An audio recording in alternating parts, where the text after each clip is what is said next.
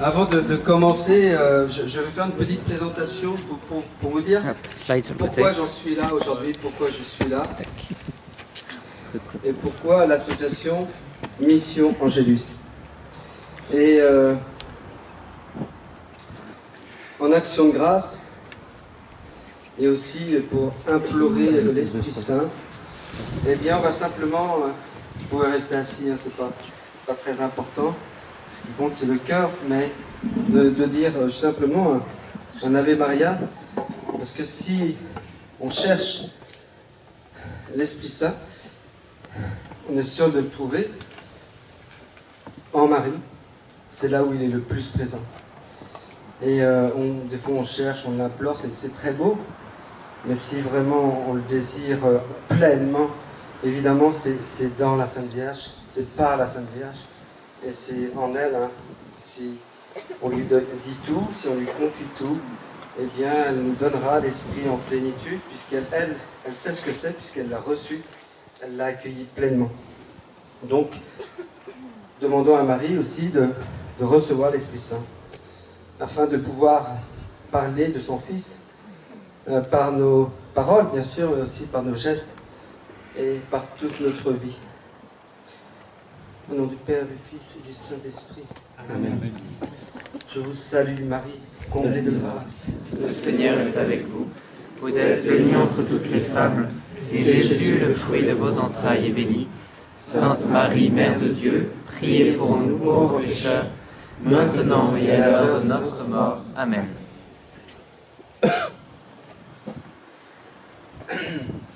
Donc, Mission Angélus, c'est une association qui a 4 buts. L'Angélus, qui est une prière, si vous voulez, rythmée par des Ave Maria, et donc Marie est au cœur, évidemment. Et puis, on le prie essentiellement pour la conversion des personnes musulmanes. Voilà, l'association Mission Angélus, c'est une mission, vous l'avez compris, par rapport aux personnes musulmanes. J'aime bien dire personnes parce que ce n'est pas des musulmans. C'est avant tout des personnes.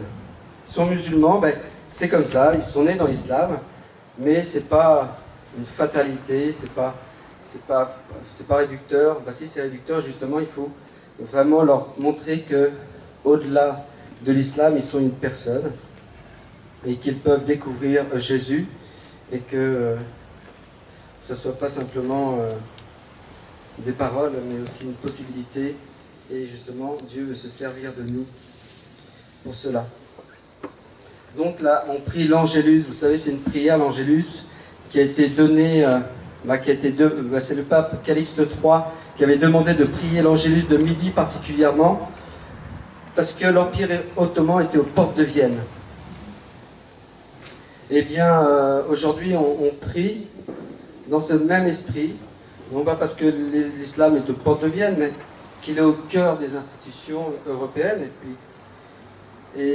Donc, il y a, comme on peut dire, pas un danger, hein, mais un péril. Et on verra que pour nous, chrétiens, eh bien, c'est avant tout une espérance qu'il faut donner plutôt qu'un péril, et puis un défi. Voilà, pour nous, l'islam devient un défi. Donc on le prie pour la conversion des musulmans en espérant qu'ils découvrent la prière de l'Angélus. Tout ce qu'il y a, parce que dans la prière de l'Angélus, vous avez en fin de compte tout le mystère chrétien qui est bien résumé, puisqu'on part de l'Annonciation avec l'incarnation, la mort du Christ évidemment, et la résurrection. Il y a la rédemption qui nous est donnée, hein, dans la prière de l'Angélus, et le salut des âmes. Voilà. Et s'il fallait résumer l'association Mission Angélus, en un seul mot, c'est le souci des âmes et de leur salut. Donc on va prier la prière de l'Angélus, et c'est comme ça qu'on se retrouve en communion de prière pour tous ceux qui font partie de Mission Angélus. La deuxième, eh bien, c'est de rentrer en contact direct, c'est la mission. Voilà. Il ne suffit pas de parler de foi, de Dieu, et puis de l'islam, parce qu'on entend souvent parler dans les journaux, et puis on peut faire des forums, etc. C'est important, bien sûr, pour prendre conscience, mais il faut, qu'est-ce qu'on fait ensuite? Et la mission, c'est rentrer en contact direct. Et donc, c'est pouvoir dire à celui qui est en face de moi, Jésus, il est aussi pour toi. Il est aussi pour toi. Deuxième but. Troisième but, eh bien, c'est la formation, notamment par rapport aux chrétiens. Pourquoi? Parce que souvent, ils sont dépourvus devant une personne musulmane. Et longtemps, je me suis demandé pourquoi. Et j'ai eu ma petite réponse, il y en a sûrement d'autres. Mais c'est parce que l'islam est comme un inconnu, et on ne sait pas comment s'y prendre. Voilà. On ne sait pas, puis on a l'impression qu'ils sont très enracinés, et puis que c'est impossible de leur annoncer le Christ. Eh bien, il y a peut-être un moyen, pas peut-être, sûrement, certainement.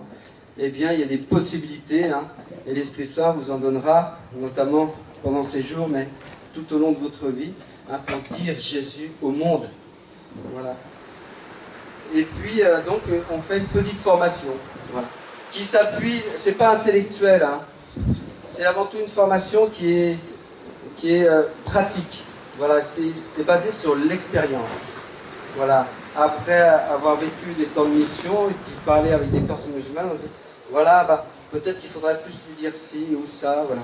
Et donc, savoir comment lui dire, mais aussi dire les choses les plus essentielles à la fois. Voilà, pas tourner autour du pot, mais vraiment lui dire ce qu'il faut et vraiment le toucher au plus profond. Ça, quand je vais vous dire quelques exemples, vous allez être déconcerté. Pourquoi? Parce que c'est déconcertant de simplicité. Voilà, c'est pas des grands termes théologiques, c'est pas... bien sûr, hein, il y a une foi qui est juste, qui est ajustée, je veux dire. Mais on va les dire avec les mots les plus simples. Plus c'est simple, plus c'est limpide, et plus on va toucher au cœur. Voilà. Et puis, donc, ça c'est la mission, et donc la formation. Et le troisième, c'est aussi, eh bien, pouvoir de temps en temps, alors ça va être mis en place, parce que c'est pas évidemment toujours facile à tout gérer, et puis, mais en même temps, je pense que c'est très important d'aider les personnes qui ont trouvé le Christ, qui sont plus simplement des simples convertis, mais qui sont des chrétiens venant de l'islam, et bien leur donner la possibilité de se retrouver de temps en temps, de se connaître, parce qu'ils ont des points communs, et ça peut les encourager à dire, bah, je ne suis pas tout seul. Voilà. Et de temps en temps, de pouvoir les aider à se rencontrer. C'est le quatrième point. Alors pourquoi j'en suis là, puis à vous présenter Mission Angélus, hein, je ne suis pas tout seul, hein, on est plusieurs à avoir fondé l'association, évidemment. Et pour ma part, eh bien, il y a une histoire particulière, singulière. Et donc c'est l'histoire d'une femme, en fin de compte. C'est pas la mienne, c'est l'histoire d'une femme qui a 12 ans, et qui, si vous voulez, à l'âge de 12 ans, va être mariée à un homme qui a 2 fois et demi son âge. Et un an après, elle va avoir un enfant, c'est une fille. Puis un an après, eh bien, elle va avoir un garçon, et c'est moi-même. Et en fin de compte, elle a 14 ans, elle en est déjà à son 2e enfant, et puis le mari, qui n'est pas très intéressant, en fin de compte, eh bien, il va dire si c'est un garçon, il n'y avait pas l'échographie à ce moment-là, donc il a dit si c'est un garçon, moi je le prends et je pars avec. Et je te laisse la fille. Et c'est ce qu'il a fait, et c'est pour ça que j'ai été séparé de ma famille, bah de ma mère naturelle, si vous voulez, tout de suite à la naissance. Et puis, vu que c'était un homme, eh bien, il a, si vous voulez, il n'a pas pu gérer, et très vite, je me suis retrouvé à l'assistance publique. Et à 3 ans et demi, j'ai été adopté par une famille française, catholique, on va dire, de tradition, de culture, mais pas vraiment une pratique et puis une conviction chrétienne, catholique. Mais il y avait quand même ce fond, et notamment, eh bien, je vais être baptisé à l'âge de 7 ans. Je vais aller au catéchisme, un peu comme tout le monde, et puis je ne sais pas comment c'est pour vous aujourd'hui, mais à l'époque, eh bien, bah, c'est pas le catéchisme qui m'a donné vraiment le goût de Dieu. Vous voyez, il y a eu un miracle, en fin de compte, j'ai pas perdu Dieu malgré tout. Parce que des fois, il y a des quoi. Mais je ne l'ai pas trouvé. Je ne vais pas dire que j'ai perdu la foi ou je n'avais pas la foi, parce que la foi, on la reçoit au baptême. Vous voyez, dans le baptême, eh bien, on reçoit 3 vertus théologales, hein, la foi, la charité et l'espérance. Mais ce n'était pas activé en moi. Et puis, ce que je ne vous dis pas, c'est que très vite, quand j'étais adopté à l'âge de 3 ans et demi, bah, je suis sorti dans la rue, un peu comme tout le monde. Hein. Mais pour moi, c'était un petit peu extraordinaire. Je voyais des choses nouvelles, et je voyais des gens dans la rue, et ils marchaient.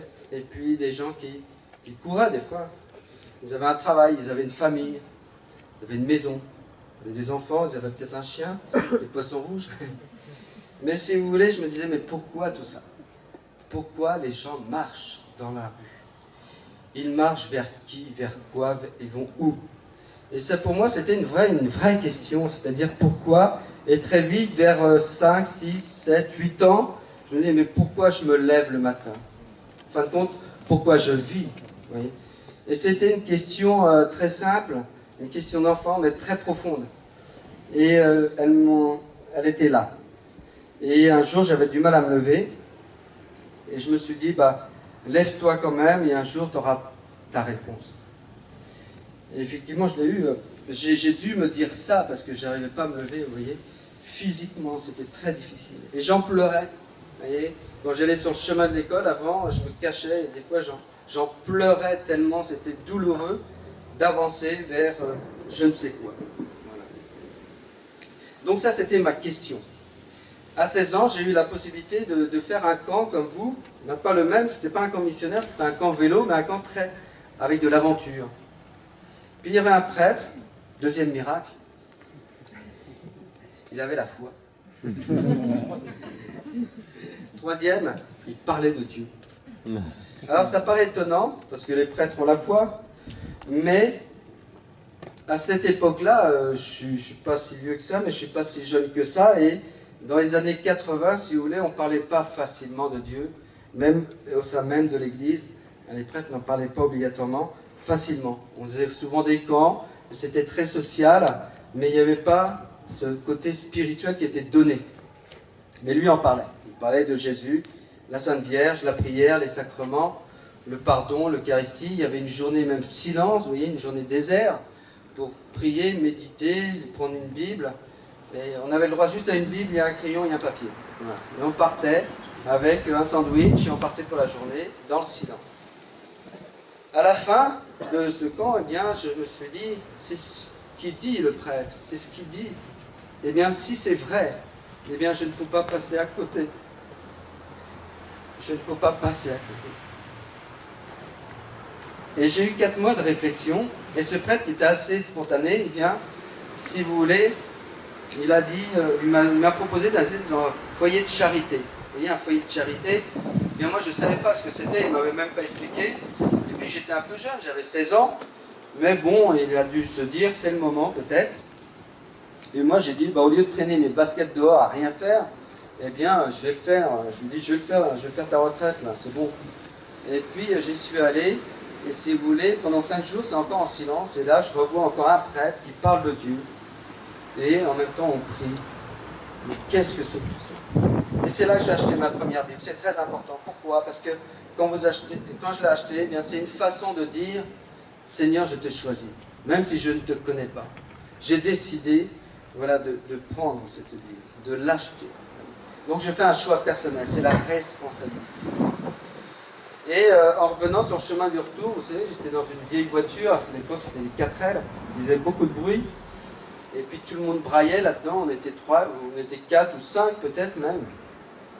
Et puis j'étais assis à la place du mort, vous voyez, la place du mort. Eh bien, j'aime bien dire ça, pourquoi? Parce que ce jour-là, il y a eu un événement particulier.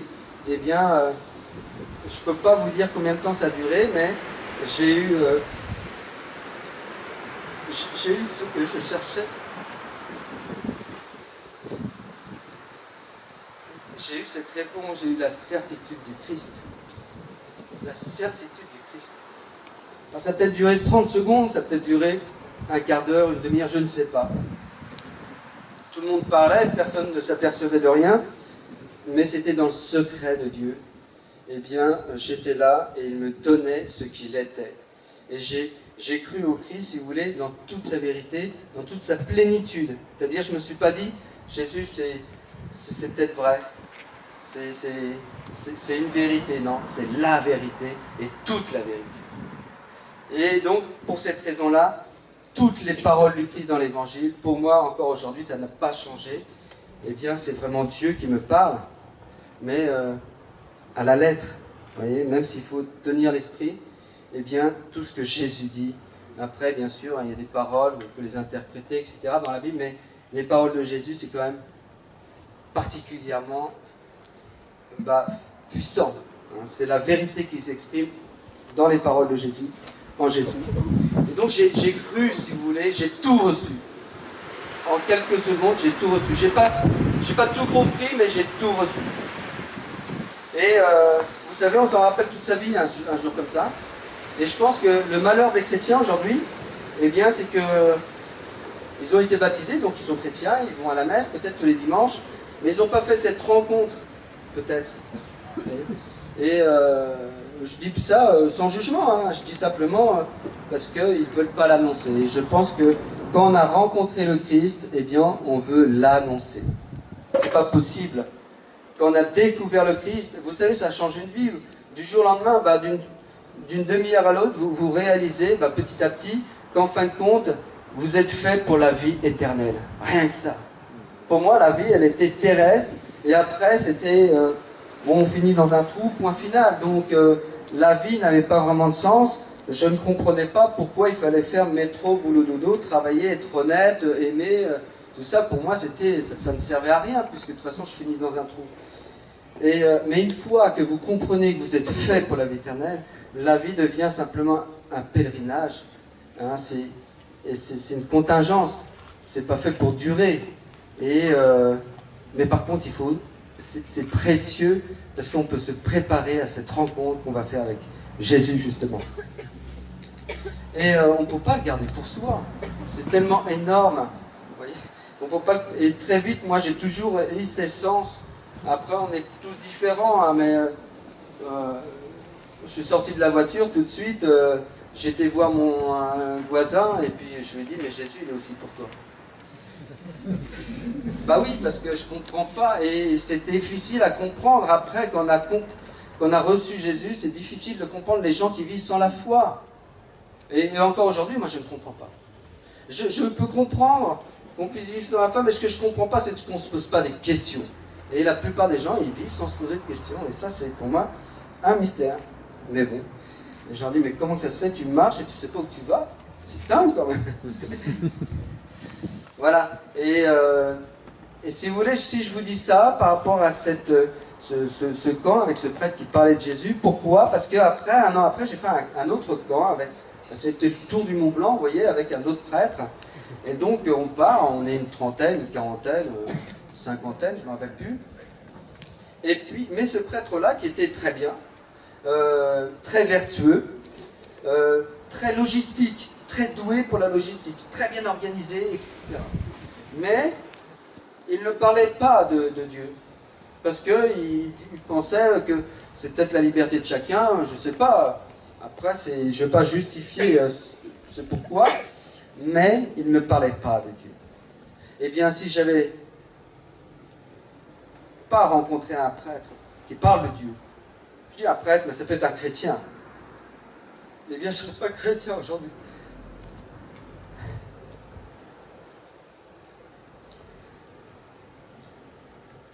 Et donc, c'est ça qu'il faut bien comprendre, c'est que, si vous voulez, c'est que Jésus, Dieu, veut passer à travers la parole humaine, à travers une vie humaine, aussi épaisse, lourde qu'on puisse être, misérable, eh bien, il veut passer par nous. Et si on tait cette parole qu'on doit donner au monde, eh bien, le monde ne peut pas découvrir Jésus. Et pour moi, ça a toujours été quelque chose de très... J'avais beaucoup conscience de ça. Et ensuite, si vous voulez, après ma conversion, eh bien, un an après, j'ai retrouvé ma famille d'origine. Alors, j'étais dans une adoption plénière, donc normalement, le dossier s'est clos. L'adoption plénière, ça veut dire que le jour où vous êtes adopté, c'est le jour de votre naissance, on ne sait rien. Donc, ils ont fini par retrouver le dossier à la DAS, etc., parce qu'ils ont été demandés, mais c'était refusé. Bon, je ne vais pas rentrer dans les détails, mais n'empêche qu'ils m'ont retrouvé. Ma famille d'origine m'a retrouvé, c'est ma soeur et ma mère d'origine. Et si vous voulez, j'ai compris qu'ils étaient d'origine algérienne, donc moi aussi, mais aussi qu'ils étaient musulmans. Et là, je me suis dit, qu'est-ce que c'est que ce truc-là? C'est pas croyable. Tout est dans le Christ, comment Dieu ne peut pas faire une multitude de religions, de chemins, etc. Puisque s'il y a un Dieu, il ne peut pas y avoir deux religions, c'est pas possible. Et puis il ne peut pas y avoir deux chemins, c'est pas possible. Puis d'ailleurs, il y en a un qui a dit, je suis le chemin. Jésus, il a dit le chemin, il n'a pas dit je suis un des chemins. Alors pourquoi ils sont musulmans? Donc j'ai voulu comprendre, et très vite on m'a donné un... J'ai eu un Coran que j'ai pas cherché, il est venu à moi. Et c'est ça, vous voyez, ce qui est extraordinaire dans la vie chrétienne. Des fois on peut dire, mais comment tenir dans la vie chrétienne, dans ce monde si fou, si loin de Dieu? Eh bien, tout simplement par la providence. Parce que quand on se tourne vers Dieu, eh bien, il y a des événements qui viennent à nous, qui sont providentiels. On voit bien que ça vient de Dieu, c'est pas du hasard. Et donc j'ai eu ce Coran, je me suis dit, tiens, c'est bizarre, mais je me suis dit, bah tiens, ça tombe bien, comme ça je vais pouvoir connaître l'islam. Pourquoi? Parce que ma famille d'origine, ils sont musulmans, donc il faut que je comprenne. Et c'est ça que j'ai dit à Jésus. J'ai dit, il faut que je comprenne. Je ne peux pas rester dans l'ignorance.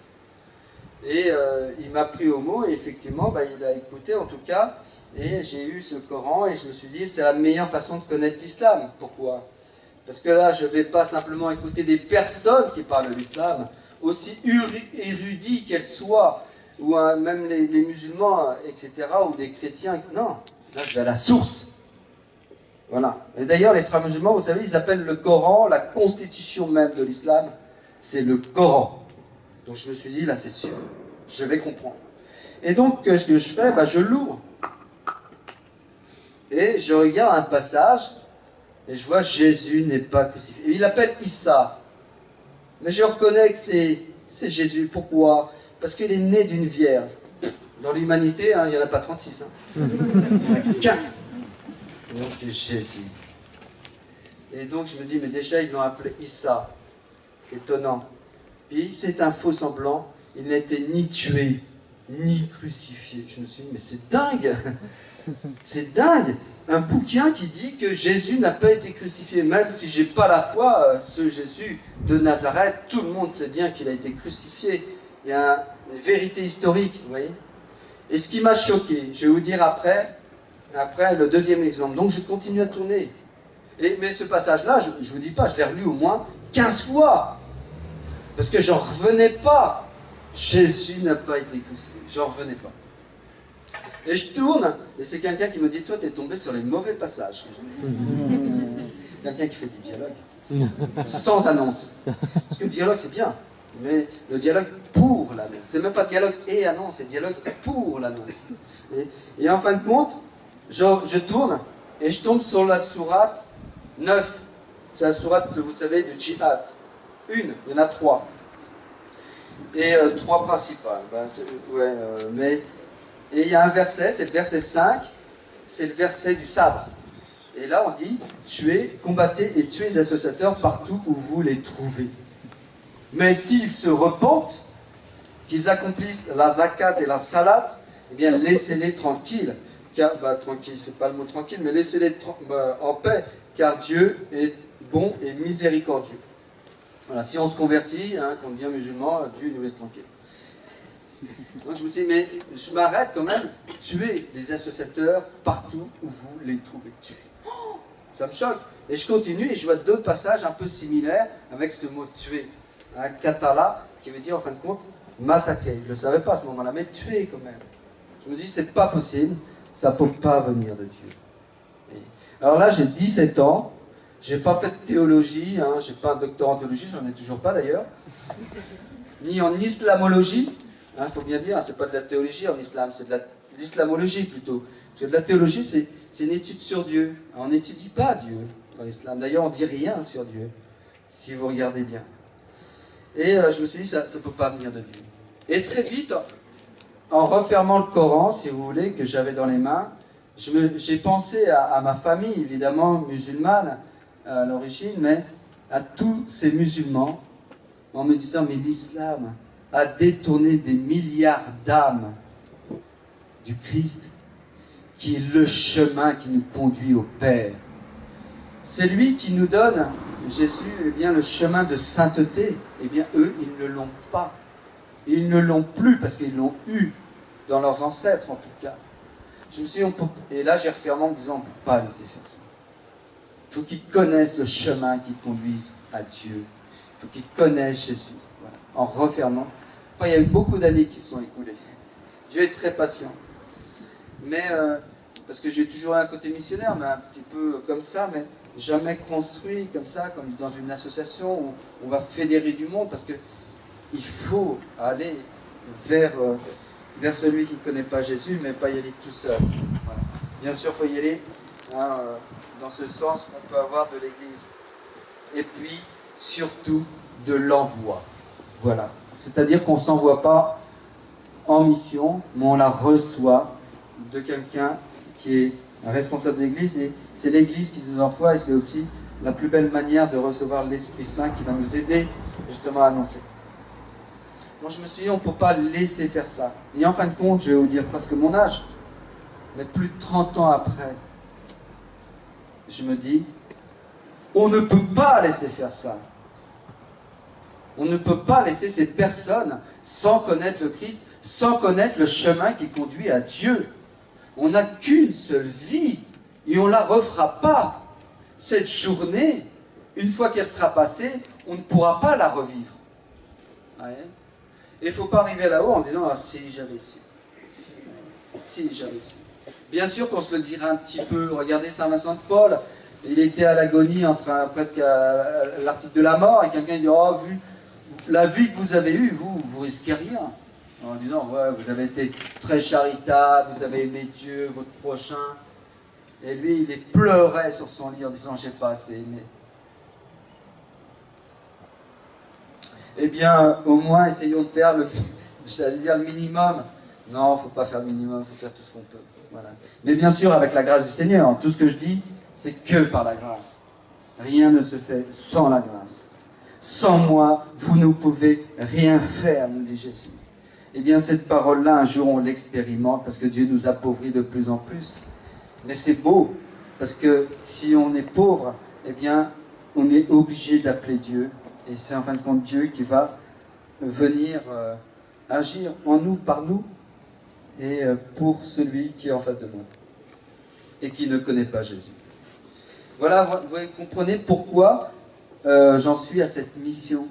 C'est parce que la première réaction, pour moi, quand j'ai découvert le Christ, eh bien, je me dis, c'est insupportable de savoir qu'il y en a qui ne connaissent pas Jésus. Alors, ils font ce qu'ils veulent.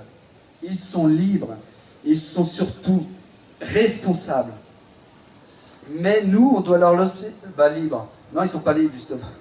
Ils sont dans une liberté de choix, mais pas dans la liberté avec un grand L. Parce que celui qui nous libère du péché de la mort, c'est que le Christ. Mais ils ont une responsabilité, mais nous, il faut qu'on leur laisse la possibilité de cette liberté de choix. Comment choisir quand on est simplement conditionné et que dans l'islam, et qu'on ne connaît que cela. J'en parlais encore tout à l'heure avec une personne au téléphone. Le conditionnement, il est terrible. Voyez. Et donc, il va falloir prendre la mesure de ce conditionnement, de cette, vous savez. Et l'Église n'hésite pas, vous savez, parce que elle nous invite à la mission, évidemment. Je ne vous parle pas de Jésus, qui nous envoie jusqu'aux extrémités de la terre. Eh bien, l'extrémité de la terre, eh bien, ça peut être à 3 mètres de chez moi. Mon voisin de palier, eh bien, il est dans l'islam. Eh bien, on est à l'extrémité, parce qu'on n'a pas le même Dieu. Il ne connaît pas Jésus. Et donc, on est à l'extrémité. Eh bien, c'est là qu'il m'envoie peut-être le Seigneur. Et donc, je vais vous donner, en fin de compte, quelques clés à partir d'une expérience. Simplement. Ah, c'est l'automne, les feuilles s'envolent. Moi, j'ai l'habitude de faire plein de feuilles, vous voyez. Voilà. Mais je vais vous dire une phrase avant. Je la dis à la fin souvent, mais je vais vous la dire tout de suite. C'est dans Saint Jean, c'est Jésus qui parle. Vous savez, c'est dans le chapitre 17 de Saint Jean. C'est la prière sacerdotale. Jésus prie son Père. Il parle à son Père et il lui dit simplement, au verset, je crois que c'est le verset 2, il faut vérifier, mais je crois que c'est 17, 2. Mais il dit, Père, il voit ses disciples et ses apôtres, il dit, Père, je ne prie pas simplement pour eux, mais pour tous ceux qui, par leurs paroles, croiront en moi. Qui, par leurs paroles, croiront en moi. Je prie pour tous ceux, donc tous ceux qui ne le connaissent pas. Et donc quand je parle à une personne qui ne connaît pas Jésus, particulièrement dans notre mission par rapport à une personne musulmane, et bien Jésus prie pour elle. Et il veut que par notre parole, la foi puisse naître en lui. C'est fort quand même. C'est-à-dire qu'on peut changer le cours des choses. Bien sûr, il faut toujours comprendre que je dis ça, c'est par la grâce. C'est Jésus qui va changer les choses. Mais il va le changer parce que nous, on aura accepté de dire une parole qui peut sauver. Et cette parole, il ne faut pas la taire. Et donc, on peut presque fonder une vie sur un verset comme celui-ci. Père, je ne prie pas simplement pour eux, en parlant de ses disciples, mais pour tous ceux qui, par leur parole, croiront en moi. Et donc on va, si vous voulez, c'est consolant, parce qu'on dit, on a une grande responsabilité, donc ça peut faire peur, et en même temps c'est très beau, parce qu'on se rend compte qu'on peut être à la source pour faire naître la foi. Ben, la source c'est Jésus, mais par nous, instruments que nous sommes, eh bien, la foi peut naître dans le cœur d'une personne. On peut faire naître le désir de Dieu, donner la soif de Dieu à quelqu'un pour qu'il aille le chercher jusqu'à le trouver. Et donc, on va évidemment compter sur l'Esprit Saint dans la mission. Il me dit, mais vous savez, alors nous, dans l'association, on fait la formation, comme je vous ai dit. Donc, on a établi des questions. On va partir sur des questions. Pourquoi ? Parce que la question, eh bien, c'est déjà, quand je vois une personne musulmane, il faut bien penser, ça peut être d'autres personnes. Mais là, je pense à une personne musulmane, lui poser une question, c'est déjà le sortir de l'islam. Parce que dans l'islam, on ne se pose pas de questions. Mahomet a dit que c'était comme ça, c'est comme ça. Allah, il a dit que c'était comme ça, c'est comme ça, mon frère. On ne se pose pas de questions. Lui poser une question, c'est le mettre aussi, quelque part, dans une interrogation. Et dans une question, nous, c'est simple, une question. Mais on ne se rend pas compte que dans une question, il y a une troisième dimension.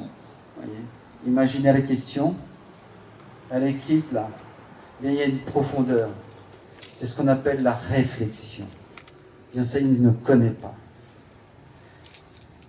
Ce qu'il faut savoir, c'est que dans la vie chrétienne, eh bien nous, c'est l'inverse. C'est qu'il faut se poser des questions. Et même si on a la foi, la certitude du Christ, eh bien, si je ne comprends pas, je dis Seigneur, je ne comprends pas. Il faut taper du poing sur la table et chercher à comprendre. Puisqu'il dit cherche, qui cherche trouve. Ça veut dire qu'il faut se poser des questions. Et donc à partir de là, si je lui pose une question, eh bien je le sors déjà de l'islam. Et je vais vous donner 3 exemples de questions. Je pourrais vous donner la série. Il faut que je regarde le temps, parce qu'il ne faut pas dépasser le temps. Le temps, c'est de la grâce. Alors,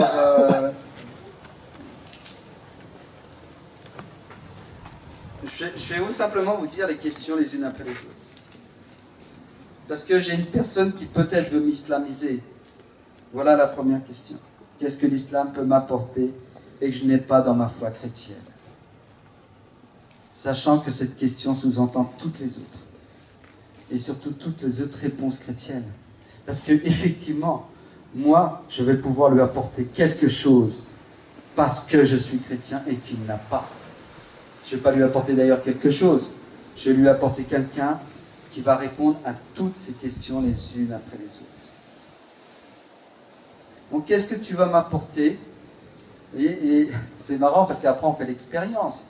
Là, je ne vous parle pas d'un truc théorique. C'est des choses, nous, on les prend dans la rue, ces questions-là. On a un petit truc dans la poche. Et d'ailleurs, on peut tenir la petite fiche, vous voyez. Je dis, ah, excuse-moi, j'ai une question à te poser.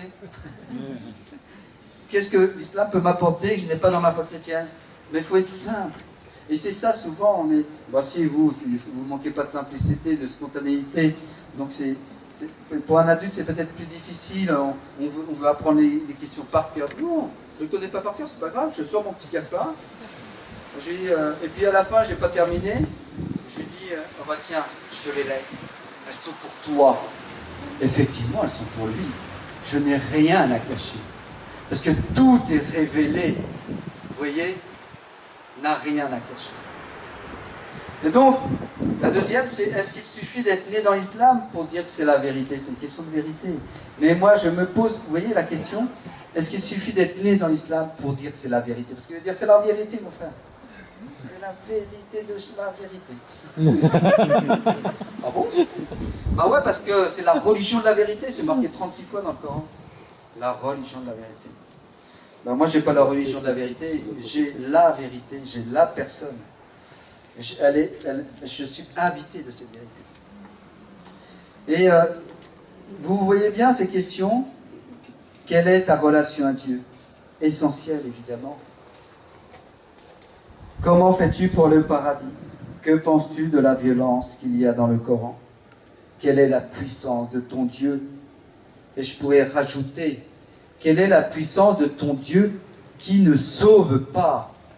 Parce qu'on verra que Allah ne sauve personne. Quel est le visage de ton Dieu? Moi, j'ai la réponse de Jésus qui me dit, qui m'a vu a vu le Père. En quoi l'islam est une révélation? Effectivement, qu'est-ce que j'apprends de Dieu avec l'islam? Qu'est-ce que j'apprends de nouveau? Ben, pas grand-chose. Hein. Si, j'apprends qu'il égare qui il veut. Voilà, c'est étonnant. Mais si vous voulez, j'apprends rien de nouveau. Alors que le Christ, justement, on va apprendre par Jésus, on va voir le visage de Dieu et comprendre, connaître Dieu. Si vous voulez, c'est difficile parce qu'on est encore obscurci, on a notre péché, on a nos faiblesses, nos limites. N'empêche que, eh bien, il y a une révélation qui est donnée en Jésus, mais en plénitude. Tout nous est donné en Jésus. Moi, je n'apprends rien avec l'islam qui arrive 6 siècles après le christianisme. Je n'apprends rien de nouveau. D'ailleurs, dans le Coran, on peut voir, on ne parle pas beaucoup de Dieu d'ailleurs, mais il fait des injonctions, etc. Et puis tout ce qu'on sait, Dieu est unique, bah ça on le savait il y a 20 000 ans, hein. 15 000 ans quoi. Voilà. Il n'y a pas besoin de révélation, c'est dans une foi naturelle, on va dire. Mais nous, on n'est pas dans une foi naturelle. On est dans une foi surnaturelle. Pourquoi rien n'est historique dans le Coran? Donc là, j'affirme déjà que rien n'est historique, mais c'est pour provoquer, et puis pour lui dire, parce qu'il ne le sait pas, il ne s'est pas posé la question. Dire, mais en fin de compte, le Coran, il descend du ciel, t'es sûr? Il est écrit par personne. C'est quand même étonnant. Puis la vie de Mahomet, je ne comprends pas. Je ne connais pas ses parents, puis en fin de compte, on est sûr de rien. Jésus, si vous voulez, quand vous lisez les évangiles, en plus avec Saint Matthieu, on a toute la généalogie. Je veux dire, c'est du précis. On sait à quelle époque il est né, où il est né. Quel modèle de société tu me proposes avec l'islam? Ça aussi, c'est une vraie question. La charia, pour toi, qui est Jésus? C'est une vraie question. Et c'est parce qu'en fin de compte, on va tout centrer sur Jésus, évidemment. Conclusion. Qui est ton Dieu? En quoi Allah est Dieu? Bah ouais, il suffit pas de dire Allah il est Dieu, ça veut dire quoi? Il est Dieu en quoi? Montre-moi des actes. C'est-à-dire que Jésus, vous voyez, dans l'évangile, il pose des actes. Il ne fait pas simplement dire ouais, je te pardonne tes péchés, mon frère. Non. Il dit, est-il plus facile de pardonner ou de lui dire lève-toi et marche? Pour cette raison-là, lève-toi et marche. Des actes pour montrer que Jésus a la puissance de pardonner les péchés. Il pose toujours des actes. Je suis la résurrection et la vie. Ben, Jésus, il ne fait pas simplement de dire je suis la résurrection et la vie. Voilà. Il va sortir du tombeau. Il va se présenter à ses apôtres et à ses disciples avec les mains percées. Voilà, des actes. Ils sont où les actes de ton Dieu?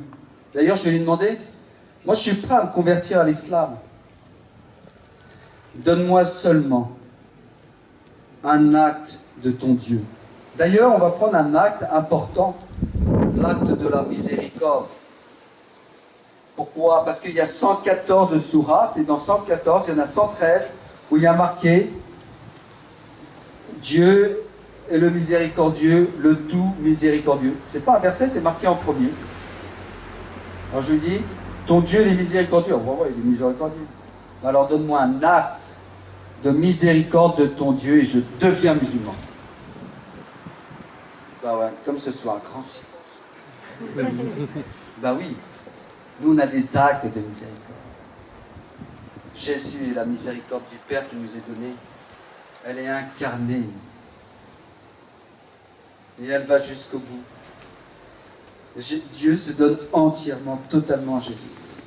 Bon, bref, en gros, plus on va filer sur des questions, et plus les questions viennent ça. Pourquoi tu es musulman? Et vous voyez, toutes ces questions, elles se retournent aussi contre nous, donc c'est très intéressant. Parce que nous, ça nous réveille dans notre cœur. Pourquoi je suis chrétien? Ah bah, si vous demandez à la sortie de la messe, j'allais dire, vous n'allez pas être déçu. Si, vous allez être parfois très déçu. Oh, bah, les gens, ils sont dans l'hésitation des fois. Hein.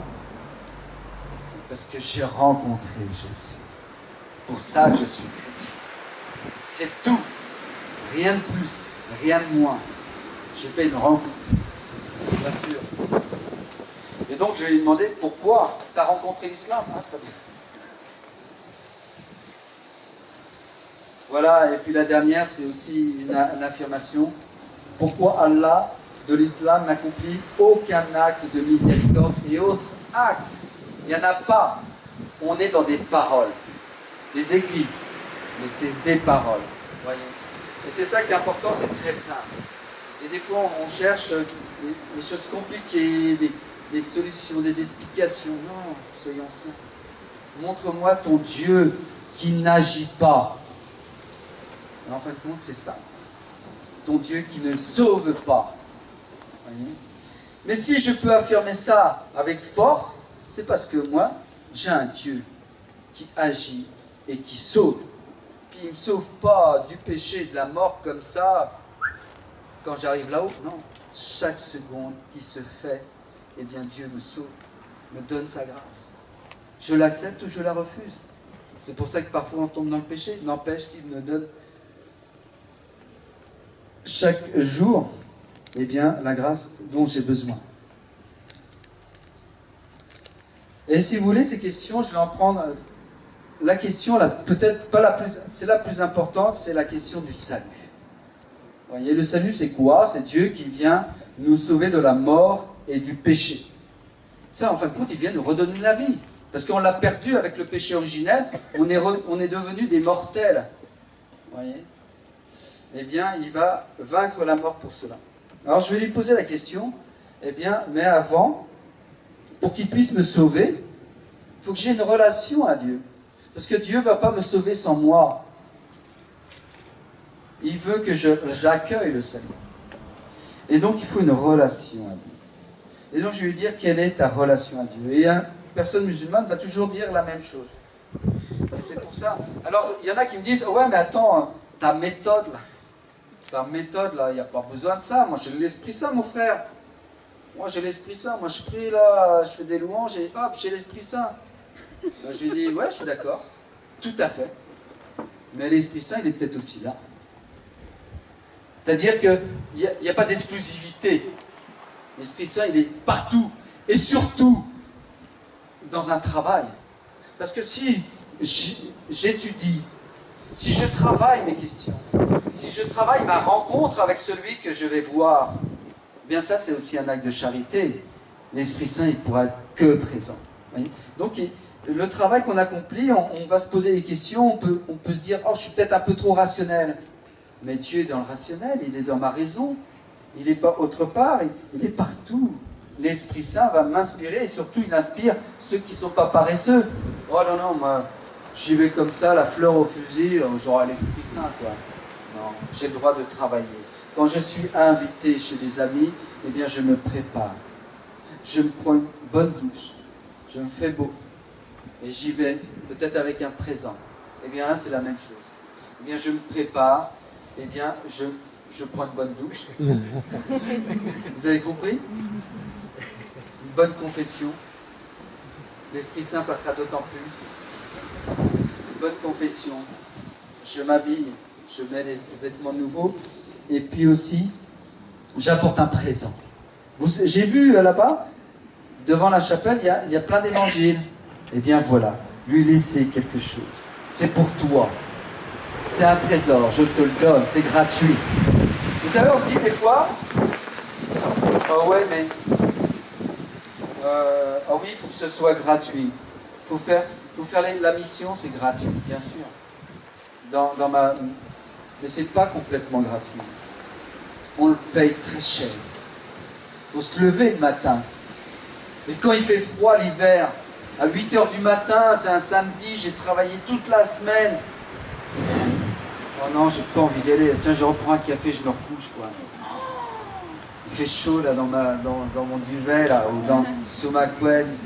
Eh bien non, je vais le payer très cher parce que je vais me lever, ça va me coûter.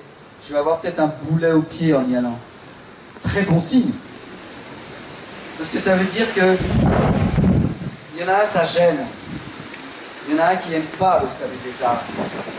Et en fin de compte, si j'ai un boulet au pied, c'est que peut-être je vais attraper un gros poisson, comme dirait le curé d'Ars. Vous voyez? Et donc, c'est pas mauvais et on le paye quelque part. Mais c'est bien, c'est ce qu'on appelle le don de soi.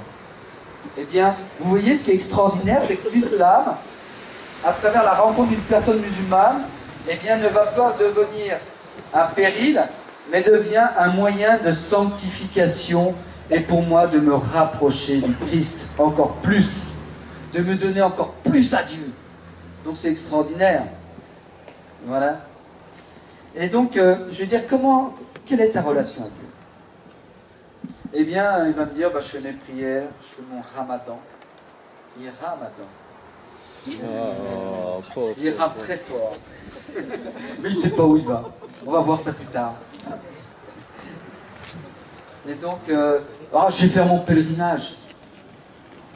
Et puis, etc. Parce que la zakat, la salat, comme ils disent, la prière et l'aumône. Je dis, non, je ne te demande pas ce que tu fais. Je te demande, quelle est ta relation à Dieu? C'est ça, c'est des actes que tu poses. Mais ça ne suffit pas. Toi, ton cœur, avec ton cœur, est-ce que tu rejoins Dieu? Est-ce que Dieu te rejoint? Quand tu dis tes prières, là, comme tu me dis, qu'est-ce qu'il y a? Il répond, ton Dieu, c'est comment que ça se passe? Et ce qui est marrant, c'est que des fois, ça n'arrive pas tous les jours, mais des fois ça arrive, il dit, non mais je ne comprends pas ta question. Mais oui! Et bien là, on a atteint l'objectif. Parce qu'effectivement, il n'y a pas de relation dans l'islam. Pourquoi? Parce que vous verrez que Dieu est un maître. Et puis, il est tellement transcendant qu'il est inaccessible. Et en fin de compte, il ne se rend pas possible de le rencontrer et d'avoir une relation à lui. Ah, les guirlandes, ouais, c'est et vous voyez, la relation... Alors, c'est pas que, si vous voulez, on dit oui, mais il y a quand même une certaine forme de relation, oui. Et vous voyez, plus je vais lui poser la question, quelle est ta relation à Dieu? Lui, il va me dire, non mais attends, ton Dieu, il n'a pas de fils, Dieu ne peut pas avoir un fils. Puis vous avez falsifié les Écritures, Jésus n'a pas été... Non, c'est pas ça qui m'intéresse. Toi, avec ton Dieu, t'en es où? C'est ça qui m'intéresse. C'est toi. Vous voyez, il ne faut pas se laisser détourner, c'est trop facile de tourner en rond. Pourquoi il va tourner en rond? Parce qu'en fin de compte, il n'a pas les mots pour dire une réponse à ma question. Dans la question, il y a 3 parties. C'est sa réponse. Ensuite, je vais dire, une fois avoir insisté lourdement, pourquoi j'insiste lourdement? Parce qu'il va voir qu'il n'a pas vraiment la réponse et que l'islam est limité. Ne répond pas à ma question. L'islam ne répond pas à ma question. Alors des fois, il y en a qui me disent, oh là là, moi j'ai une relation, Dieu est amour, moi je suis en communion avec Dieu, c'est un échange, je vis des extases, mon frère, c'est un truc de dingue.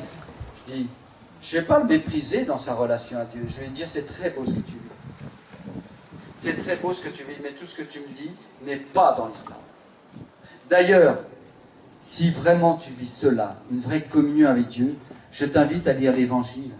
Parce que là, tu vas comprendre comment et d'où vient cette communion. C'est la grâce de l'Esprit Saint et du Christ. C'est tout. Voilà. Donc, découvre le Christ. Et là, d'accord. Vous voyez, je ne vais pas mépriser sa relation, qui est possible, parce qu'on trouve toujours un exemple du musulman super mystique, vous voyez. Moustique, oui. Non. Bien sûr que c'est possible. Mais ce n'est pas l'islam qui le rend mystique. C'est parce qu'il a peut-être une âme qui accueille la grâce, et peut-être que déjà Jésus travaille son cœur. Pas peut-être, sûrement. Certainement. C'est une certitude. L'Esprit Saint est déjà à l'œuvre.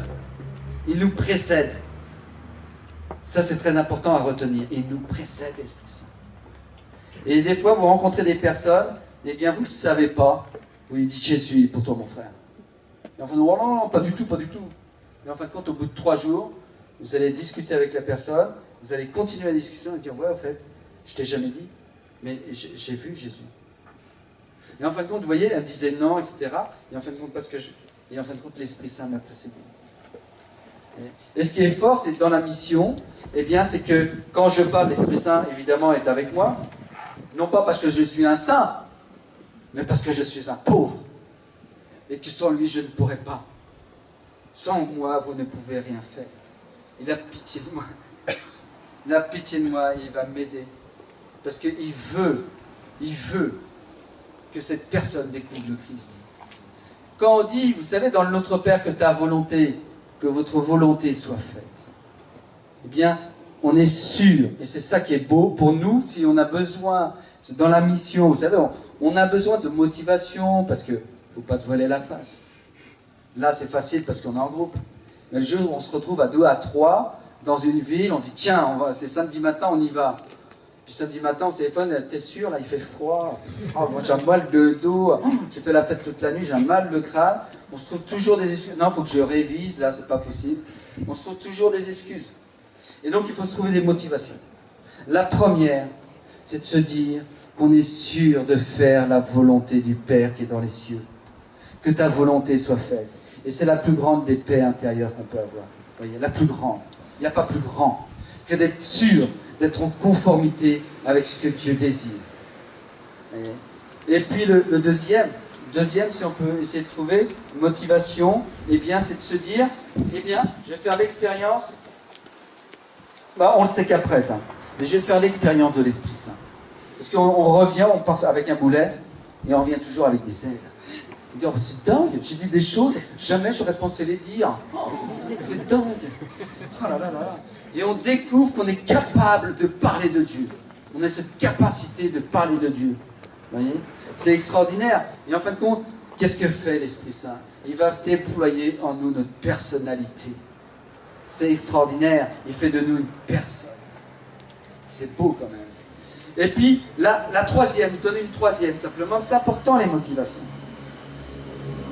Il faut être réaliste. C'est pas dur. C'est pas facile. Donc, il faut se motiver. Mais la troisième, je crois que c'est la... Non, on ne va pas les mettre en... Mais c'est de se dire que devant moi, j'ai une personne qui ne connaît pas Jésus, qui refuse peut-être Jésus quand je lui dis Jésus, il est pour toi, et qu'en fin de compte, dans 1 an, il va se tourner vers le Christ. Et que ça va devenir un Saint François d'Assise, un curé d'Ars, une mère Teresa, et que derrière lui, il va emmener des centaines et des centaines d'âmes à Dieu. Vous ne savez pas, mais peut-être que vous êtes devant un Saint François d'Assise, ou un Saint tout court, un Saint Vincent de Paul. Vous voyez? Et c'est ça qui est extraordinaire. Ça, vous ne le savez pas. Mais il faut le faire pour en avoir l'expérience par la suite. Je dis toujours, il faut durer dans le temps et l'avenir nous donnera raison. Et donc, quand je lui dis, il me dit, moi, ma relation à Dieu, je lui dis, je ne comprends pas. Tu fais tes prières, mais ce n'est pas une relation à Dieu. J'ai pas peur de lui dire. Et plus on va parler, plus on aura l'expérience, peut-être pas la première fois, la deuxième, la troisième, la dixième, mais peut-être la 50e fois, eh bien parce qu'on aura lu le dépliant de mission, j'ai lu ça. Ou un autre, vous aurez lu un peu le Coran, mais pas trop, parce que ça donne des migraines. Et c'est dangereux pour la santé. Hein. Très, très dangereux. Mais, en même temps, on a des anticorps, on a tout ce qu'il faut. Mais si vous voulez... ce qui est important, c'est... j'ai perdu le fil à force de dire des bêtises, vous voyez. Ça ne va pas l'esprit, je ne suis pas dans les bêtises. Donc, si vous voulez, je vais vous montrer que la relation, dans ce qu'il me dit, eh bien, ça ne répond pas à mes questions. Et la deuxième partie, après sa réponse, c'est la mienne. Je vais lui dire, tu sais, moi, en tant que chrétien, je vais le regarder dans les yeux. Pourquoi? Parce que c'est le début du cœur. Vous voyez, c'est-à-dire que je vais avoir un cœur à cœur avec lui. Mais on est d'accord, hein, on n'a pas parlé avant de notre préparation, qui n'est pas simplement de se dire comment je vais dire Jésus, mais on a bien compris que la première des choses, c'est de vivre ce cœur à cœur avec Dieu, évidemment, hein, qui est l'oraison, l'adoration et l'oraison. Parce que l'adoration ne peut pas toujours, hein, devant le Saint-Sacrement, mais l'oraison peut toujours. On peut se retrouver chez soi, avec un petit quart d'heure par jour, on va rencontrer Dieu, où on va se laisser rencontrer par lui. Et là, ce cœur à cœur que je vis avec Dieu me permettra de vivre un cœur à cœur avec la personne que j'ai en face de moi et de vivre comme Jésus. Il ne faut pas avoir peur, hein. Soyez parfaits comme votre Père Céleste est parfait. Donc on ne l'est pas, mais on va tendre. Et déjà, au moins dans la disposition intérieure, et comme Jésus dans l'évangile de Saint Jean, c'est marqué, il le regarda, il l'aima. Et il lui dit. Et donc avant de dire, il le regarde, il l'aime. Et là, on peut parler. Et là, le cœur à cœur peut se faire, parce qu'évidemment, c'est un élan du cœur, c'est un amour qu'on veut donner. Mais on veut donner un amour en aimant. Voilà, on dit, mais on fait. Voilà, on ajuste notre geste à la parole. Et donc, je vais lui dire, je ne comprends pas. Donc, je vais lui montrer, eh bien, je vais lui dire simplement, tu sais, pour moi, en tant que chrétien, eh bien, la relation à Dieu, eh bien, c'est... Je ne vais pas lui raconter mon histoire. Je ne vais pas lui dire, ouais, tu sais, moi, j'ai rencontré Jésus. Oh, c'est extraordinaire. Ça m'a donné des frissons, mon frère. Oh là là, j'ai failli me soulever 10 mètres, je ne sais pas. Ça m'a fait des effets de folie. Ben non. Pourquoi? Je peux dire mon témoignage. Il ne faut pas mépriser, évidemment, ce qu'on a vécu. Mais on ne peut pas tout dire de notre témoignage, de notre rencontre avec Jésus. Pourquoi? Parce qu'il y a le secret du roi, et ça, il faut le préserver. Voyez, à trop témoigner, eh bien, on finit par tout perdre. Mais on peut dire des petites choses. Mais je ne vais pas commencer par là, parce que je vais être dans l'objectivité. Je ne veux pas être dans l'affectif. C'est ça que je veux dire. C'est-à-dire qu'il faut être très objectif. Et donc, je vais dire, tu sais, pour moi, en tant que chrétien, et donc je vais partir sur l'évangile. Jésus nous dit simplement, quand vous priez, dites notre Père qui est aux cieux. Notre Père. Donc, tu comprends, je pars, je sais déjà, j'ai à peine commencé ma prière, que je sais déjà la nature de ma relation avec Dieu. Dieu est Père, ça veut dire que je suis son enfant. Et comme un refrain, je vais simplement lui dire, tu as ça toi dans l'islam? Tu as ça toi dans l'islam? Jésus continue, il dit simplement, quand vous priez, retirez-vous dans votre chambre, c'est ce que je vous disais, c'est l'oraison. Retirez-vous dans votre chambre et priez votre Père qui est là dans le secret.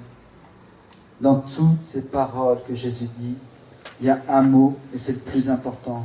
Là, elle a accent. Dieu est présent, il est là. Tu as ça pendant l'islam? Dieu se rend présent. Il est là, dans une relation.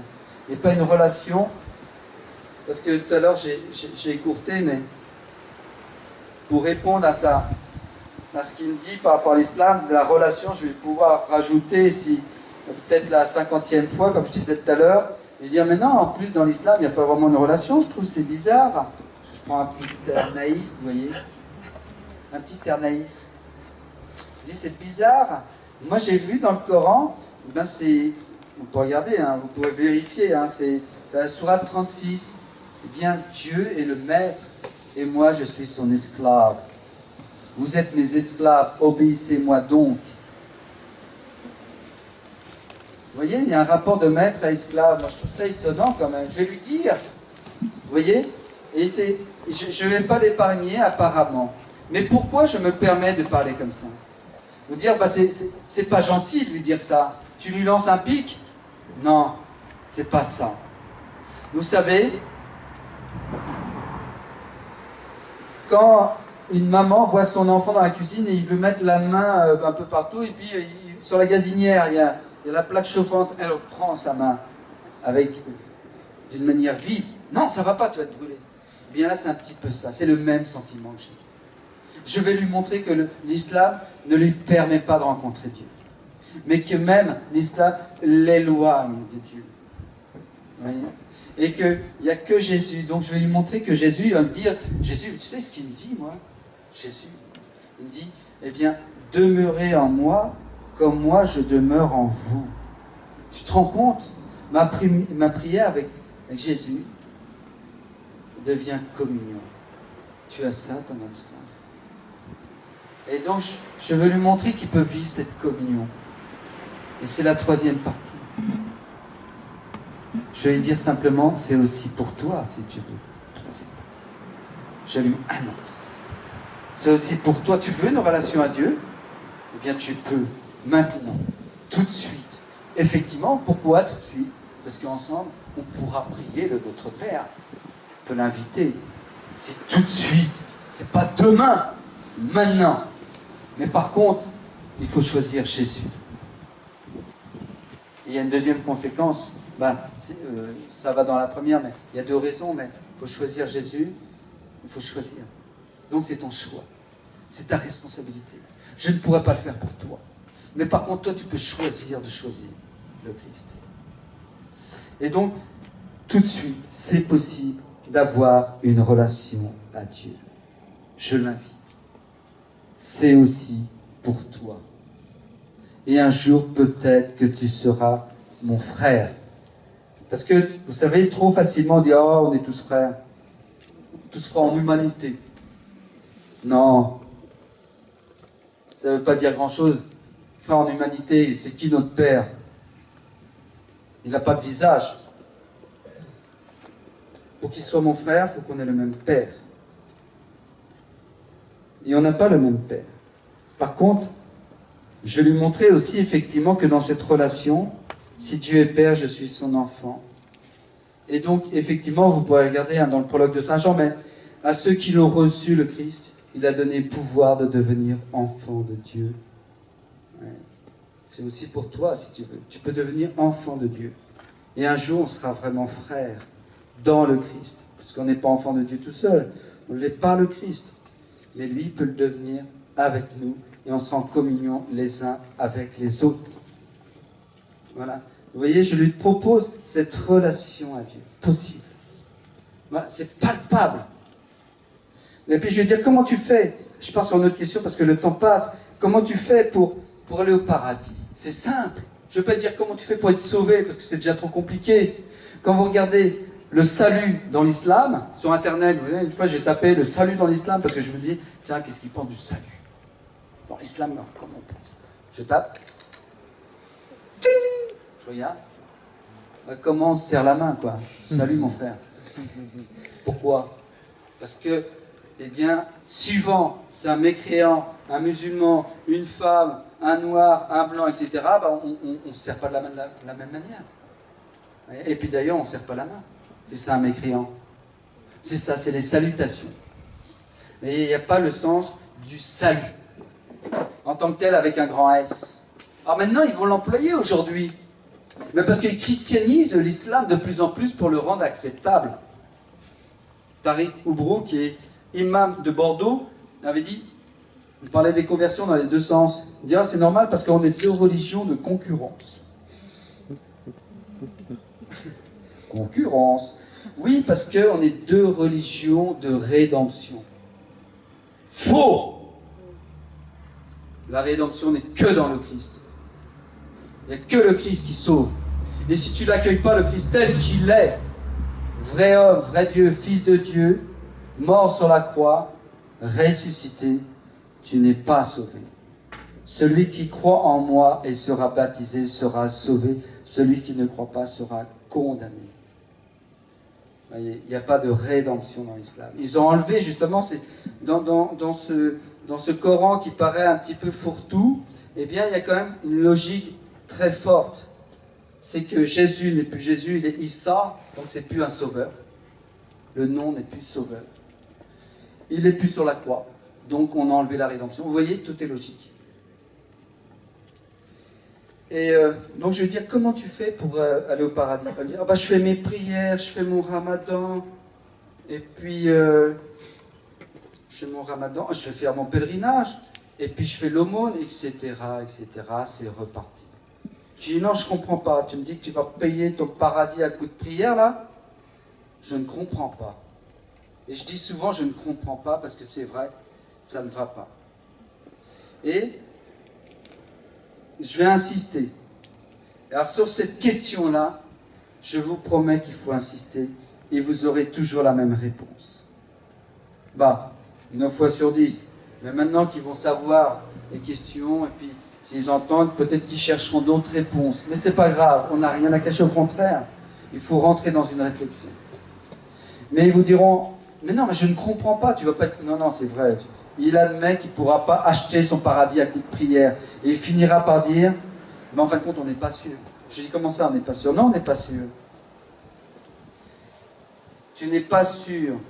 Non, parce que Dieu seul sait. Ah, donc toi, tu ne sais pas, et Dieu seul sait. Donc, tu crois en un Dieu, mais tu ne sais pas s'il va te sauver. Vous voyez, et c'est là, c'est logique, puisque c'est une décision arbitraire. Non, Dieu seul sait, c'est une décision arbitraire de Dieu. Et c'est là que quand il dit, on ne sait pas, je ne suis pas sûr, et puis c'est pire, des fois il dit, Mektoub, c'est écrit. C'est écrit. Ça veut dire que, là, tu vis là, et en fin de compte, ton sort il est déjà tiré, c'est déjà fait pour toi. Laisse tomber, alors ça sert à rien. Tu pries ou tu pries pas, de toute façon, tu iras au paradis ou tu iras en enfer. Laisse tomber. Viens, on va prendre un jambon beurre ensemble. Oui, ça ne changera rien. Vous voyez les contradictions. Une bonne bière, ça va ensemble. Et si vous voulez, et s'il me dit, on n'est pas sûr, et c'est là je vais dire, tu vois la différence entre toi et moi. Moi, je ne suis pas plus grand que toi.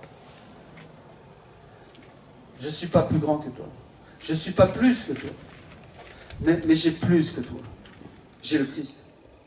Moi, je ne peux pas dire, comme tu viens de le dire, je ne peux pas dire je ne suis pas sûr. Moi, je suis sûr de mon salut.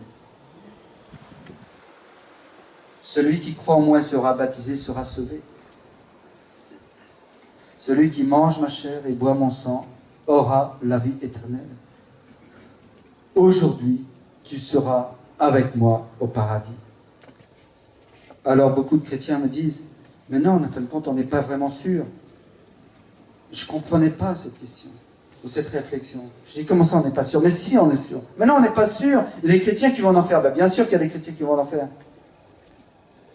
Mais, en fin de compte, j'ai fini par comprendre, et je me suis dit, ah oui, vous n'êtes pas sûr de vous. Bien sûr qu'on n'est pas sûr de soi. Mais on est sûr du Christ. Et on ne peut pas remettre en cause les paroles de Jésus. C'est une certitude. C'est Dieu qui nous parle. C'est pas un messager, c'est pas un intermédiaire, tout ce que vous voulez, un prophète. Non, c'est Dieu qui me parle. Et donc je suis sûr, et je ne peux pas remettre en cause les paroles du Christ. Vous vous rendez compte? Je ferai de Dieu un menteur? Non, Dieu ne peut pas se renier lui-même. Et donc je suis sûr de mon salut. Après, bien sûr, je peux aller en enfer parce que je vais dévier de ce que m'a dit le Christ.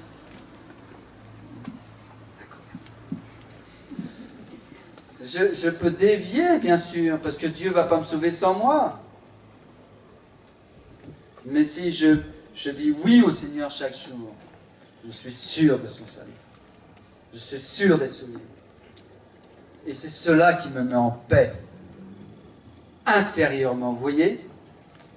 Et la charité. Vous voyez, on dit, ah ouais, mais il faut aimer. Eh bien là, je l'aime, celui que j'ai en face de moi. Pourquoi? Parce que dans l'islam, il va avoir, vous savez, deux failles.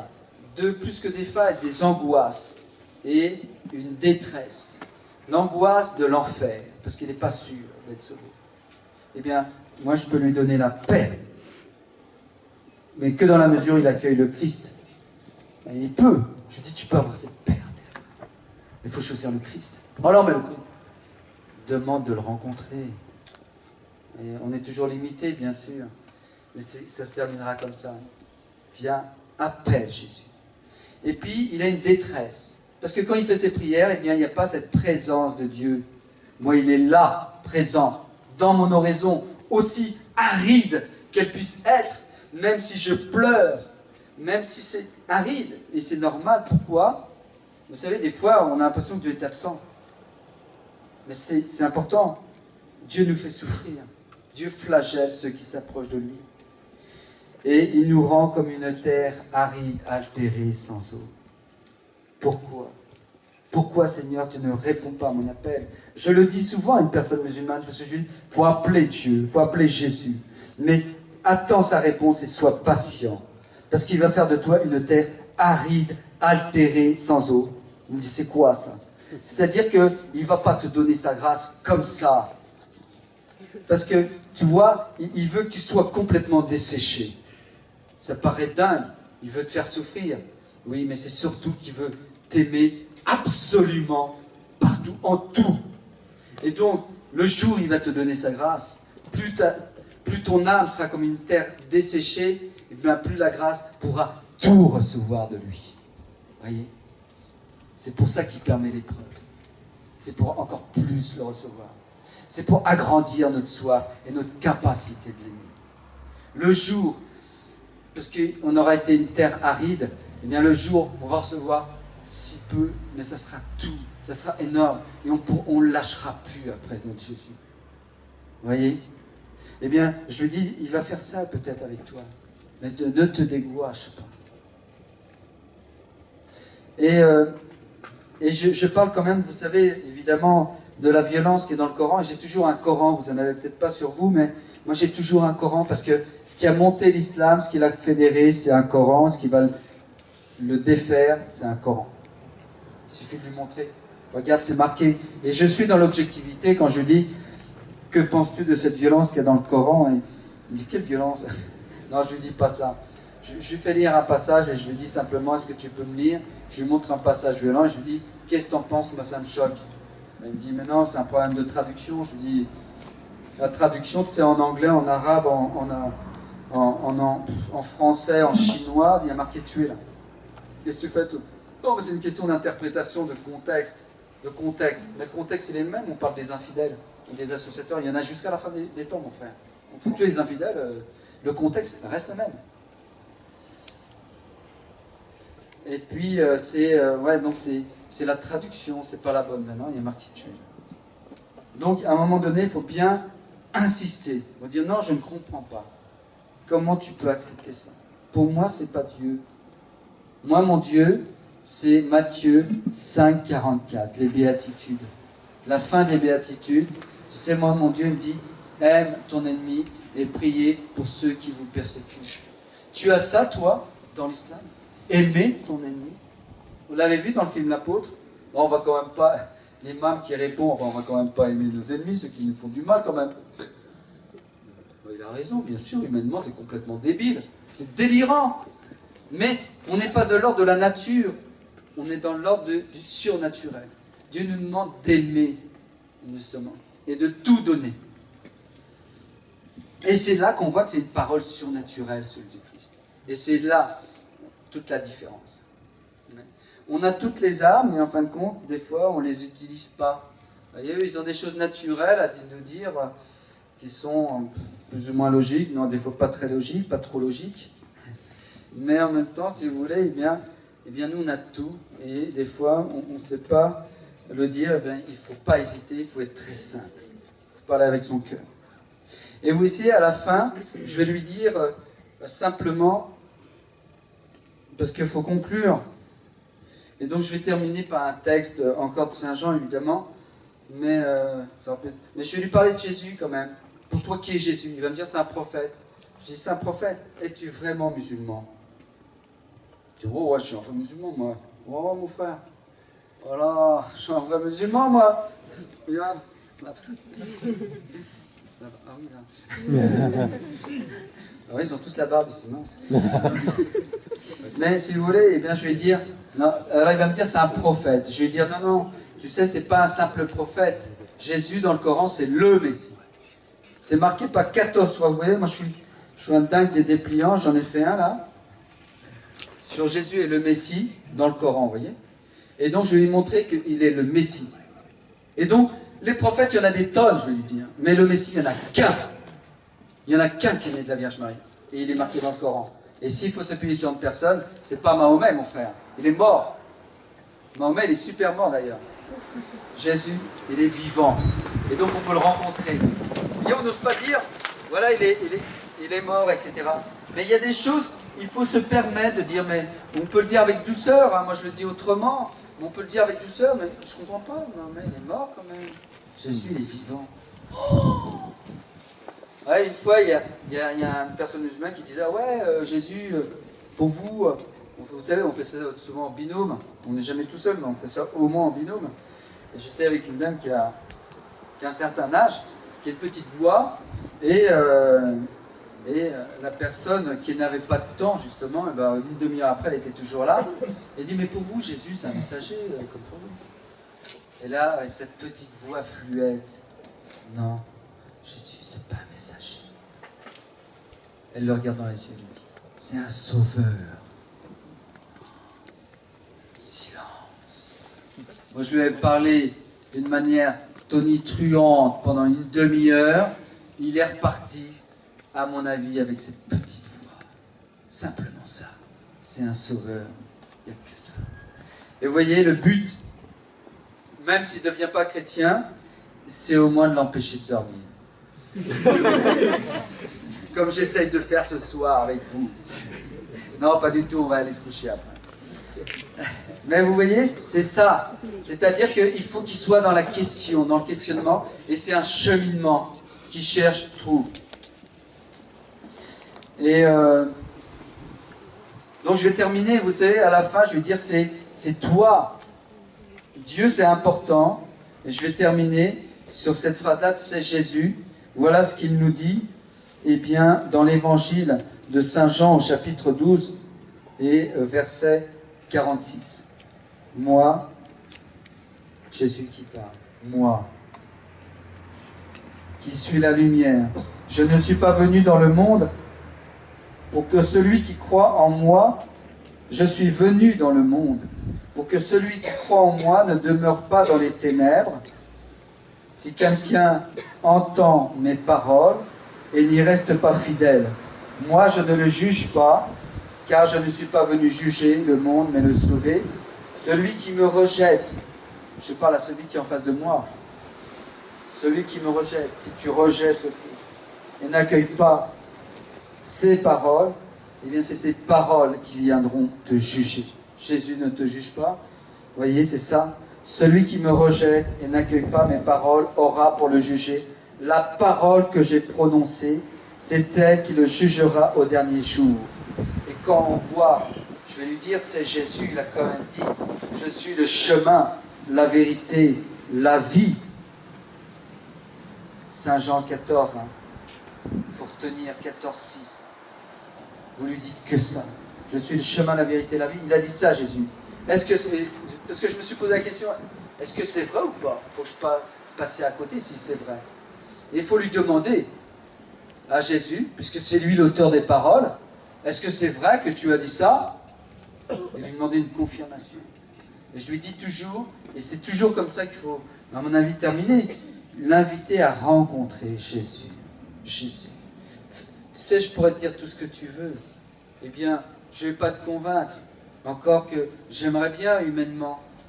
Mais je préfère que tu rencontres Jésus parce que c'est la grâce qui en toi va passer. Et déjà, tu vas commencer cette relation à Dieu de la même façon que Jésus, s'il est la vigne, il veut faire de toi un sarment, cette branche. Il veut faire passer, comme la sève passe de la vigne, du tronc au sarment de même, il veut faire passer en toi la grâce, c'est-à-dire la vie. C'est à toi de l'accueillir. Mais c'est toi le responsable. Et quand tu vas mourir, parce que sache qu'un jour tu vas mourir, eh bien ce qu'il faut savoir, c'est que tu n'as pas choisi comment tu es né. Mais tu vas vraiment choisir, mon frère, comment tu vas mourir. Et ça, tu seras le seul responsable. tu devras rendre des comptes à Dieu.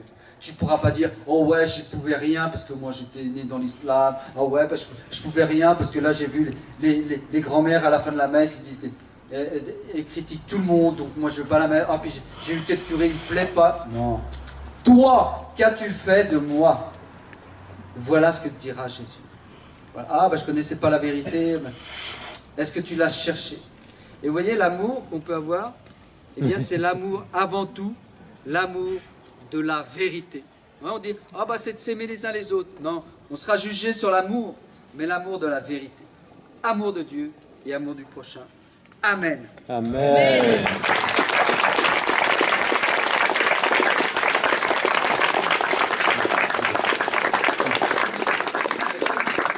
Merci beaucoup Joïde. Alors peut-être qu'il y a quelques minutes, on n'a vraiment pas beaucoup de temps pour les questions, mais on va se donner 5 minutes. Donc est-ce qu'il y a des questions? Une ici. Attends, je vais peut-être monter un peu, je sais pas si c'est très fort. Merci beaucoup pour tout ce que vous nous avez dit. En fait, moi, il y a juste quelque chose que je ne comprends pas. C'est quand vous dites que le Seigneur fait souffrir en disant qu'on devient une terre aride, je ne comprends pas en quoi ça nous permet de mieux l'aimer et de mieux recevoir sa grâce. Ouais. Enfin, je comprends pas. Non, mais là, c'est discursif. J'aurais pas dû en parler, mais si vous voulez, j'en parle quand même. Pourquoi? Parce que celui qui va chercher Jésus, il ne faut pas qu'il se décourage. D'accord? Et donc, si vous voulez, Dieu ne veut pas la souffrance. Dieu ne veut pas l'absence, parce qu'elle est tout présence. Mais il va le permettre, et c'est qu'une conséquence du péché originel, et il ne va pas l'effacer comme par magie, parce que ce n'est pas un magicien, Dieu. Donc, il vient, dans notre nature de péché, eh bien, il nous apprend, si vous voulez, à aimer. Et il ne va pas nous enlever les obstacles comme ça, comme par magie, mais il vient nous accompagner sur la route et nous porter, et nous donner, par nos épreuves, eh bien, un enseignement. Vous voyez? Mais c'est sûr que ce n'est pas toujours facile à comprendre, mais alors vous lisez Saint Jean de la Croix, non, il faut regarder la vie de Saint Jean de la Croix. Vous savez, Saint Jean de la Croix, c'est le moment où il a le plus souffert dans sa vie, qu'il a écrit « Vive flamme d'amour ». C'est-à-dire, c'est là où il a dit le cri d'amour le plus fort. C'est-à-dire, c'est quand on est dans le désespoir qu'on crie « Seigneur, tu es où ?» et qu'on le cherche vraiment en vérité, vous voyez? C'est ça, en fin de compte, l'absence de Dieu, il le permet. C'est pas qu'il désire le faire, mais il le permet parce que ça va nous permettre de crier vers lui et d'appeler son amour. Il nous permet notre pauvreté afin de nous enrichir vraiment de sa grâce. Ouais. Je ne sais pas comment dire autrement. Encore une question? Oui. Vous savez, on ne peut pas comprendre Dieu sauveur si on n'a pas été vraiment perdu. Vous voyez? Et c'est à partir du moment où Dieu permet qu'on soit perdu, des fois, qu'on soit dérouté, pour que, on implore sa grâce et qu'on comprenne que c'est vraiment un sauveur. Et vous savez, il y a beaucoup de personnes musulmanes dans la détresse, qui découvrent Jésus parce qu'elles sont dans la détresse, effectivement. Pas toujours, hein, mais ça arrive souvent, oui. Il y a juste une chose que je ne comprends pas, c'est comment est-ce que des personnes qui étaient à l'origine chrétienne, et plus spécifiquement catholiques, donc sachant que la religion catholique se base justement sur la réflexion, puisque tout est sur le mystère, comment est-ce que des personnes peuvent se à l'origine catholique peuvent se convertir à l'islam s'il n'y a pas réflexion alors qu'elles ont à l'origine cette éducation? Oui. Parce qu'on s'est limité à l'éducation, peut-être à la pratique, mais qu'on n'a pas été jusqu'à la rencontre. Et le jour où on a rencontré Jésus, il n'y a plus de problème. C'est-à-dire que les parents, c'est pas facile d'être parents, et puis on n'arrive pas toujours à transmettre, mais en fin de compte, les parents doivent transmettre quelque chose, une éducation, etc. Dire qu'il faut prier, peut-être l'oraison, mais à un moment donné, il faut que ce soit Dieu qui prenne le relais, et il faut le laisser prendre le relais, pour qu'il y ait une rencontre. Le jour, moi vous savez, le jour où j'ai fait cette rencontre, je me souviens toute ma vie, je connais la date. C'est-à-dire que je revenais, c'était le dernier jour de l'année, c'était le premier jour de l'année plutôt, c'était un 1er janvier, c'est Marie Théotokos, Mère de Dieu. Ça s'imprime en vous, vous ne pouvez plus décoller de Jésus. Moi je pourrais faire toutes les bêtises du monde, comme dit Sainte Thérèse, mais je le dis avec elle, je pourrais commettre tous les crimes du monde, je sais que la miséricorde de Dieu est infinie, je ne pourrais jamais m'en décoller. Vous voyez, quand on a rencontré, ils n'ont pas fait cette rencontre s'ils sont tombés dans l'islam, ils ont été séduits, mais ils n'ont pas fait, vous voyez. Et on me dit, mais il y en a qui se convertissent à l'islam. Je dis, oui, ils se convertissent à l'islam. Mais ils ne se convertissent pas à Dieu. C'est à l'islam qu'ils se convertissent. À un système. Vous voyez, c'est très pratique, c'est très sécurisant, etc. Et j'en parlais encore au téléphone, vous savez, il y a des séductions dans l'islam. Et en fin de compte, parce que nous, on a perdu le vrai sens de certaines choses, même au sein même de l'Église, hein, en tout cas, en ce qui nous concerne, c'est-à-dire, par exemple, dans l'islam, il y a une certaine virilité. Voilà, Dieu, on y croit, paf, et on le dit. Eh bien non, nous on rase les murs. Eh bien ça, une jeune fille qui voit un beau musulman, lui, il est sûr de son truc, elle sera séduite, et dira, oh, lui, il y croit. Vous voyez, je sais pas. Du coup, c'est par l'affect que la personne peut passer sur la rationalité. Sur là par la... Sur l'affect que la personne peut passer sur la rationalité. Enfin, ouais, je pense, ouais. Ouais. C'est pas le, à mon avis, c'est pas le cœur. Moi, j'ai demandé à une personne qui était voilée, pourquoi t'es devenue musulmane? Et en fin de compte, elle m'a répondu, ah bah j'étais pas bien un jour, et j'ai été sur YouTube, et j'ai entendu des prières en arabe chanter, ah c'était beau. Voilà, l'affect. C'est pas le souci de la vérité. Et après, ça dépend. Hein. Bah oui, bah bien sûr. C'est-à-dire, on est séduit. Mais le séducteur, il a un autre nom, vous le connaissez. Vous voyez? Donc, on se laisse séduire, mais ce n'est pas les bonnes intentions. Il n'y a pas une recherche de vérité absolue. Je pense, hein. Mais c'est la rencontre. S'il faut... Dernière chose, c'est la rencontre. Rencontrer, inviter à rencontrer Jésus. Il est vivant, il est ressuscité d'entre les morts. Amen. Amen. Bon, merci beaucoup Jean-Yves pour ce beau témoignage que vous nous avez donné. Bien, avec les forces qui vous restent, nous allons nous rendre à la chapelle maintenant pour prier les complis et pour rendre grâce pour la foi que nous avons.